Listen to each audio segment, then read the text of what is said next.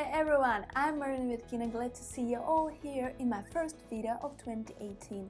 We are launching a new season, and why not start it with a headliner London Art Fair that opens the whole year for the global art market. Keep watching this video if you want to have a glimpse of it right now.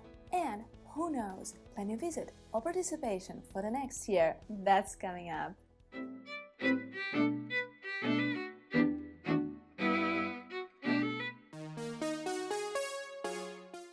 Welcome to Business Design Centre in London's Islington, that has been a home place for the London Art Fair since 1987. That means that while the whole art world is still waking up from the holiday season and slowly gathering pace to start operating at full capacity in February, there is still a place to visit and kickstart the season already in January.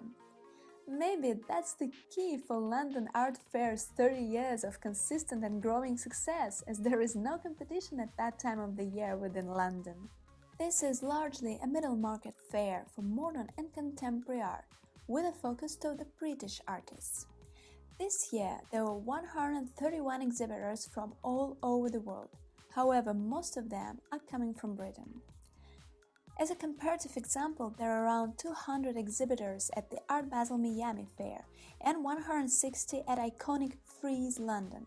So, with 130 galleries at London Art Fair, there is really something to see. Personally, I had no expectations, because that was my first visit to this art fair. So I had an opportunity to look at it with a fresh eye and compare it to the leading art fairs from Miami and New York. Unlike many American art fairs, the focus here is still made on painting, rather than sometimes controversial art installations. Exhibitors here stick to the traditional booth setting. No super fashionable, unconventional exhibitor spaces were spotted. Is it good or bad?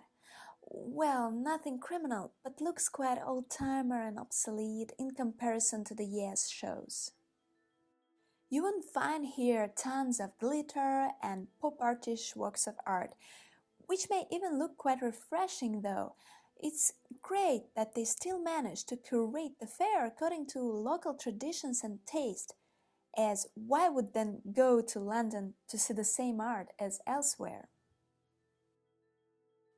While the fair is growing in size year by year, it seemed to me that not all the exhibitors managed to meet the bar aimed to be quite high by the organizers.